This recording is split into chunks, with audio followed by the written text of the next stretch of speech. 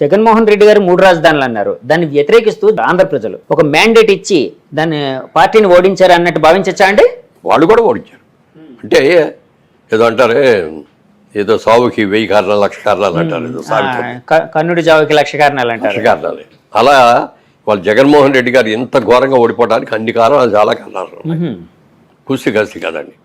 రైతులు తీసుకోండి, రైతుల గురించి ఎవడు పట్టించుకున్నాండి? మేము ఏదో అది ఇచ్చాం ఇది ఇచ్చామంటారు. వరదలు వచ్చి ఇది చేస్తే వెళ్ళాడు లేరు, అక్కడ ఉన్న మినిస్టర్లు కూడా వెళ్ళాడు లేరు, పంటలకు సరైన డబ్బులు తిరిగి ఇచ్చినాడు లేరు, పంట పోతే సగం ఇదైపోతే. తర్వాత వీటన్నిటికంటే మించింది ఏంటంటే మీ ల్యాండ్లన్నీ కూడా మీ పేరును ఉండవు. మేము ల్యాండ్ టైటిలింగ్ యాక్ట్, ఆ యాక్ట్ ద్వారా మేము మా దగ్గర డాక్యుమెంట్స్ అన్నీ మా దగ్గర పెట్టుకుంటాం, మీకు కాపీ ఇస్తాం. దాని మీద మనకి పట్టా పాస్ పుస్తకం అంటే ఏంటంటే గవర్నమెంట్ ముద్ర ఉంటుంది సార్. అవునండి, గవర్నమెంట్ ముద్ర మధ్యలో ఉండి రావాలి. దాని మీద ఆయన ఫోటో ఎందుకండి? పాస్పోర్ట్ కావాలంటే పాస్పోర్ట్ మీద ఆయన ఫోటో ఏంటి? ఎంతకాలం ఉంటాడు ఆయన? కలకాలం ఆయనే ఉంటాడా? రియల్ డాక్యుమెంట్ అనేది ఒక ఇది దస్తావేజ్ అనేది లాంగ్ మన తరం కాకుండా నెక్స్ట్ తరం ఆ తరం కూడా వెళ్తాయి. మన డాక్యుమెంట్స్ తీయాలంటే 3 తరాలు తీయచ్చు మనం. అవునండి, ఈ బొమ్మ ఏంటండి? ఎప్పుడైతే దీని మీద మీకు అధికారం ఉండదో మా అధికారంలోనే ఉంటుంది, ఈ కాపీలు ఇస్తా ఉన్న దాని మీద రైతులు బాగా వ్యతిరేకమై ఎదురు తిరిగారండి. యాక్చువల్గా ఇదే మాటని నేను అంటే ఎదురు తిరిగారంటే ఎక్కడ గొడవలు చేయాలా, ఎక్కడ అల్లరి చేయాలా, ఎక్కడ దాని గురించి మాట్లాడాలా, లోపల పెట్టుకొని సరైన గుణపాఠం చెప్పాలి అన్నారు. సార్ ఇదే మాటని నేను ఒక వైసీపీ నాయకురాలతో వంగగీత గారితో ఇంటర్వ్యూ చేసినప్పుడు అడిగానండి. అంటే ఎవరైనా ఎలక్షన్ మూమెంట్లో పాజిటివిటీ పెంచుకోవడానికి ట్రై చేస్తారు కానీ నెగిటివిటీ పెంచుకోవడానికి ట్రై చేయరు కదా, మీరు ల్యాండ్ టైటిల్ యాక్ట్ అనేది ఈ సమయంలో ఎందుకు తీసుకుని వచ్చారు అని అడిగాను.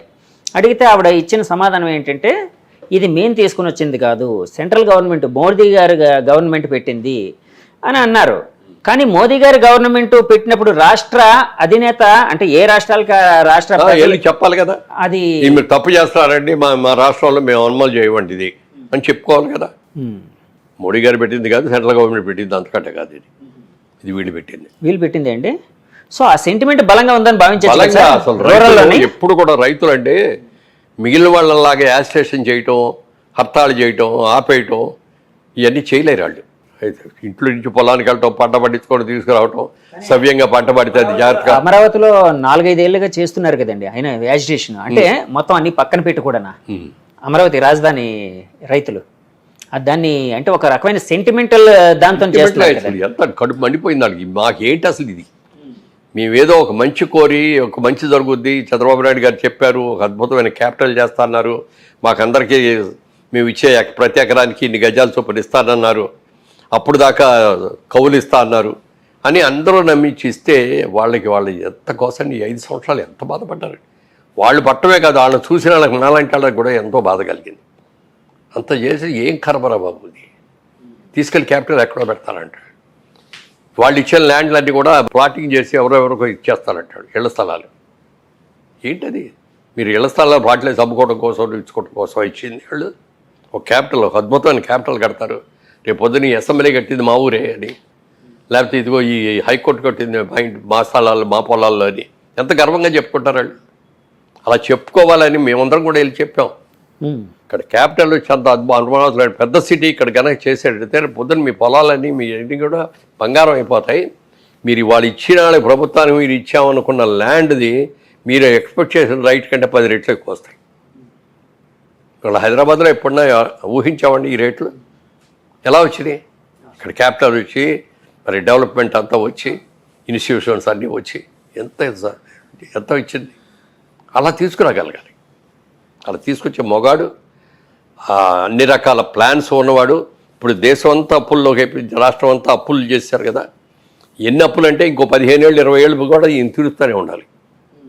రేపు జీతాలు ఇవ్వడానికి డబ్బులు ఉన్నాయి లేదో కూడా మనకు తెలియదు. సో దాన్ని మరి చంద్రబాబు నాయుడు గారు ఎలా అధిగమించే అవకాశం ఉంది? ఆయనకి అదే ప్లాన్స్, చాలా ప్లాన్స్ ఉన్నాయి. నెంబర్ 1 అండి. నెంబర్ 2, సెంట్రల్ గవర్నమెంట్లో కూడా వాళ్ళ ఎన్డీఏ గవర్నమెంట్ వచ్చింది. ఇప్పుడు కీలకంగా వ్యవహరించబోతున్నారు చంద్రబాబు. ఎన్డీఏ వచ్చిన తర్వాత ఏంటంటే బీజేపీకి అబ్సల్యూట్ మెజారిటీ వస్తే వాళ్ళ పోకడ వేరుగా ఉండేది. ఇవాళ ఎన్డీఏ లేకుండా బీజేపీ అధికారంలోకి రాలేదు.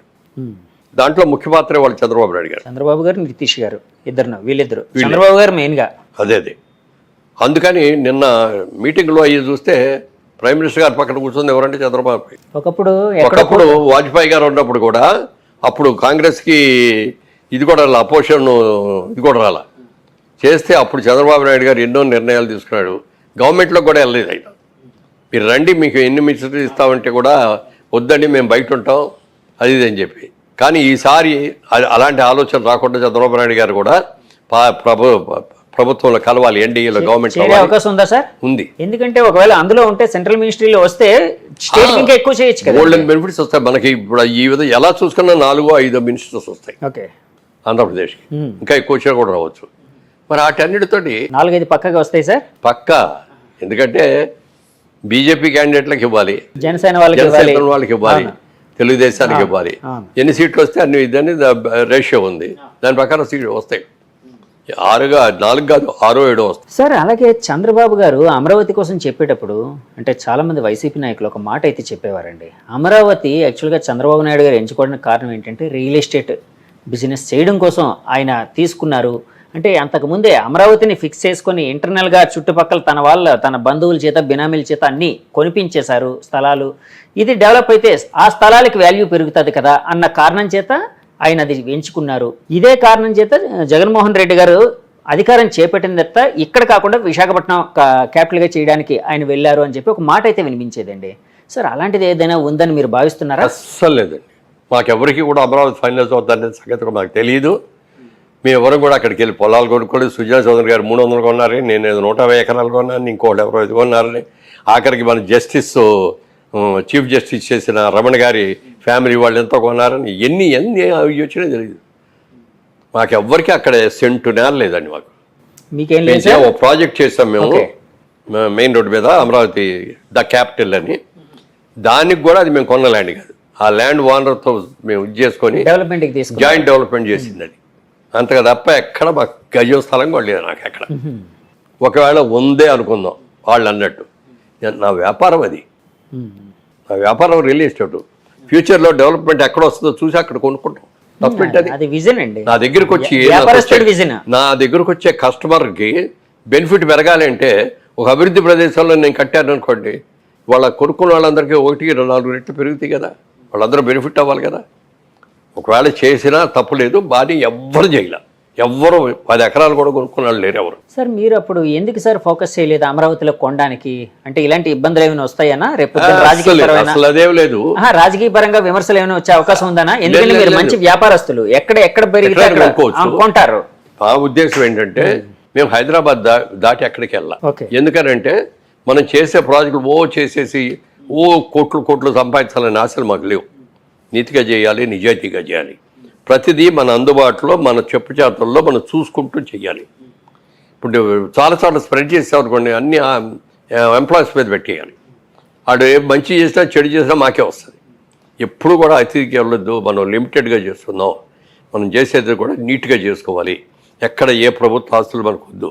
రైతుల దగ్గర నుంచి క్లియర్ ల్యాండ్స్ కొనుక్కుందాం, డెవలప్ చేసుకుందాం అని చేశాం. కాబట్టి అక్కడికి వెళ్ళాలనుకోవాలి. కాకపోతే ఏంటంటే రాష్ట్ర విభజన జరిగింది, ఒకటే ఆంధ్రప్రదేశ్ అనుకున్నది, తెలంగాణ విడిగా ఆంధ్రప్రదేశ్ విడిగా 2 రాష్ట్రాలుగా చీలినాయి. కాబట్టి మనందరం కూడా అక్కడి నుంచి వచ్చిన వాళ్ళం. కాబట్టి ఒక వైజాగ్ను ఒక విజయవాడ మనం కూడా చేస్తే బాగుంటుందని ఒక ఆలోచనలు వచ్చి కొందామని వెళ్తే అప్పటికే రేట్లు పెరిగిపోవడం వల్ల కొనలేకపోయాం.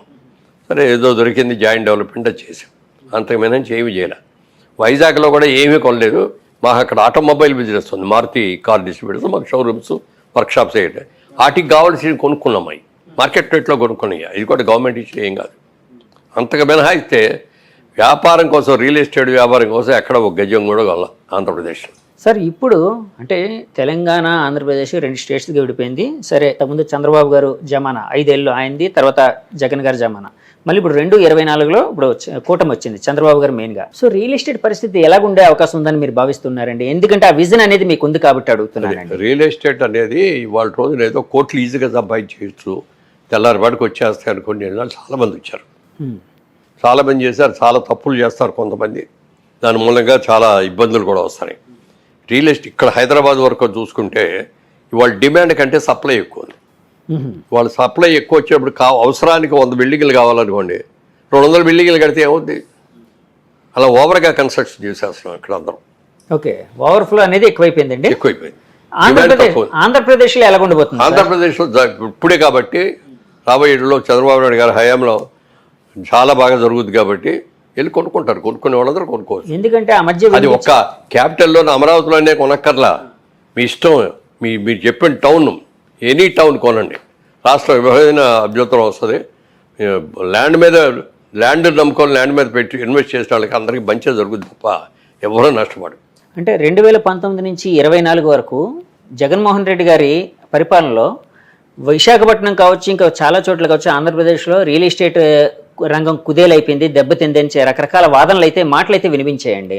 సో ఒకవేళ అదే నిజమని అనుకుంటే, అంటే నేను నిజమో కాదని చెప్పట్లేదండి, నేను కన్ఫైన్ చేయట్లేదు, నేను జడ్జిమెంటల్గా ఏం చెప్పట్లేదు, ఒకవేళ అదే నిజం అనుకుంటే చంద్రబాబు గారు వచ్చిన తర్వాత అది ఏ విధంగా పెరిగే అవకాశం ఉందని మీరు భావిస్తున్నారు? డెఫినెట్గా క్యాపిటల్ పెరిగినప్పుడు ఆటోమేటిక్గా పెరుగుద్ది కదండి. కొత్త ఇండస్ట్రీస్ వచ్చినప్పుడు ఆటోమేటిక్గా పెరుగుద్ది కదా, కొత్త ఇన్స్టిట్యూషన్స్ వచ్చినప్పుడు కొత్తగా పెరుగుతాయి కదా. మరి అందరి మంది మంచి మంచి కాలేజెస్ వచ్చిన తర్వాత మన పిల్లలందరూ బ్రహ్మాండంగా చదువుకుంటారు కదా, వాళ్ళందరూ ఉద్యోగాలు చేయడానికి కావాల్సిన వసతులన్నీ ఇక్కడే దొరుకుతాయి కదా. అట్లా జరిగినప్పుడు పెరగకుండా ఎట్లా ఉంటుంది, విపరీతంగా పెరుగుద్ది. ఆయన దీన్ని అమరావతిని ఒక ఇంటర్నేషనల్ సిటీ లాగా చేద్దామనే ఆలోచనలో ఉన్నారు. ఓకే, డెఫినెట్గా చాలా బాగుంటుంది సార్. అమరావతి విషయం అంటే ఒక మాట గుర్తొచ్చింది సార్. అప్పట్లోనే అమరావతి ప్రకటించిన వెంటనే చుట్టుపక్కల ల్యాండ్స్ వాల్యూ విపరీతంగా పెరిగిపోయింది. అప్పటి వరకు 10 లక్షల ఎకరా ఉండే ల్యాండ్ 10-20 లక్షలు ఉండేది, 2 కోట్ల వరకు వెళ్ళిన దాఖలాలు అయితే ఉన్నాయండి చాలా. అంటే ఆ ఎప్రిషియేషన్ అనేది ఎగ్జాగరేషన్ స్టేట్కి వచ్చిందని భావించచ్చా, ఇంకా పెరిగే అవకాశం ఉందని భావించచ్చా? అది ఇప్పుడు ఏం చెప్పలేరు కానీ డెఫినెట్గా పెరిగే అవకాశం ఉందా సార్?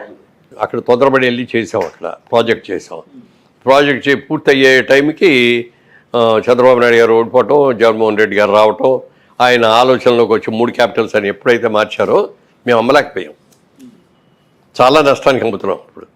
ఎందుకంటే 5 ఏళ్ళు ఇంట్రెస్ట్ ఎంత అవుతాయి, ఇవన్నీ మా సొంత డబ్బులు, జేబులో డబ్బులు కాదు కదా. బ్యాంకుల నుంచి లోన్ తెస్తాం, ఫైనాన్స్ తెచ్చుకుంటాం, ఇటన్నిటికీ లాభం గోబల్లోకి వెళ్తారంటారు, అలా అయిపోయింది. అయినా తట్టుకుంటాం, ఎక్కడ ఒక్క రోజు కూడా పని ఆపలేదు, పర్ఫెక్ట్గా చేస్తాం. మా దగ్గర కొన్నాళ్ళందరికీ డెలివరీ కూడా ఇచ్చాం. అమరావతి అనేది డెఫినెట్గా పెరుగుతుంది, ఎందుకంటే అమరావతి అనేది కొత్తగా ఒక రాష్ట్రంగా, ఒక అద్భుతమైన నగరంగా డెవలప్ అయ్యే అవకాశం ఉంది కాబట్టి. విశాఖపట్నం లాంటి పరిస్థితి, అంటే విశాఖపట్నం లాంటి సిటీ పరిస్థితి ఎలా ఉండబోతుంది రియల్ ఎస్టేట్ పరంగా? విశాఖపట్నం దాన్ని ఒక బిజినెస్ హబ్ లాగా చేస్తున్నారు. ఎందుకంటే మనకు అక్కడ హార్బర్, అద్భుతమైన హార్బర్ ఉంది. చాలా వరల్డ్లో ఉన్న చాలా చుట్టుపక్కల ఇవన్నీ కూడా వచ్చి ఒక వైజాగ్ లాంటి హబ్లో సామాన్లు అక్కడికి వచ్చిన తర్వాత దించేసి ఇక్కడ నుంచి ఇండియాకు వచ్చేయి, లేకపోతే పక్కన దేశాలకు వెళ్ళి వాటన్నిటి కూడా డిస్ట్రిబ్యూషన్ హబ్ లాగా పెట్టుకుని చేస్తారు. పోర్ట్లు అనేవి అక్కడ ఉన్నాయి కాబట్టి ఆ విధంగా అవకాశం ఉండేది. అది Vizag sky is the limit లెవెల్కి పెరుగుతుంది. ఎందుకంటే మీరు రియల్ ఎస్టేట్ పరంగా చాలా విజన్ ఉన్న వ్యక్తి కాబట్టి అడుగుతున్నానండి. సార్, ఇందాక ఒక మాట అన్నారండి మీరు, అంటే ఏ నాయకుడికైనా ఒకసారి అవకాశం వచ్చినప్పుడు అహంకారం అనేది రాకూడదు అని. ఒకవేళ మీరన్న మాటనే ఏకీభవిస్తూ ఒకవేళ ఓకే నిజమని అనుకుందాం ఫర్ ఎగ్జాంపుల్, సరే అప్పుడు జగన్మోహన్ రెడ్డి గారు ప్రభుత్వం కొంచెం అహంకారపూరితంగా ప్రవర్తించింది, 150 సీట్లు వచ్చినప్పుడు అని అనుకుంటే, మరి ఇప్పుడు 164 సీట్లు వచ్చినా ఈ ప్రభుత్వం అలాంటి ధోరణికి వెళ్ళే అవకాశం ఉంది? అస్సలు లేదు. ఉండదా సార్? అస్సలు 1% కూడా ఉండదు. ఆ జయం చంద్రబాబు నాయుడు గారు అర్ధరాత్రి పాటు నిద్ర లేపితే కూడా అమరావతి లేకపోతే పోలవరం వీటి గురించే మాట్లాడతాడు ఆయన. రాత్రి నిద్రలో కూడా అయ్యే ఉంటాయి తిరిగి ఆయనకి. అస్సలు ఇది ఉండదు. ఎవరైనా ఆయన చంద్రబాబు నాయుడు కాదు, ఎవడైనా సరే వాళ్ళ దగ్గర డబ్బులు వచ్చేసి తలకా ఎగరైతే ముట్టుతాడు దేవుడు కూడా, ప్రజలు కూడా ముట్టుతారు. లోకేష్ గారిని ఎలా చూడబోతున్నారు? లోకేష్ గారు అద్భుతంగా కష్టపడు పప్పు అని పిలిచారు అందరూ కూడా, హేళన చేసి. ఆయన పాదయాత్ర చేసి ఆయన మనిషి వాళ్ళు మాట్లాడే విధ కానీ నిర్ణయాలు కానీ ఎంత ఎక్సలెంట్గా చేశాడు చెప్పడానికి లేదు. అలాగే సినిమా వాళ్ళు వస్తారు పోతారు, వాళ్ళు ఏం చేయలేరు అనుకున్న పవన్ కళ్యాణ్ గారు దాదాపు 15 సంవత్సరాలుగా గెలిచినా ఓడినా ఇక్కడే ఉండి ఇవాళ రోజున కీ అయిపోయాడు. ఈ కూటమి రావడానికి ముఖ్య కారణంలో చెప్పాలంటే అది ఆయనే తీసుకున్న లీడ్ అండి. చంద్రబాబు నాయుడు గారిని ఒప్పించుకున్నారు, అక్కడికి వెళ్ళి మోడీ గారిని ఒప్పించారు.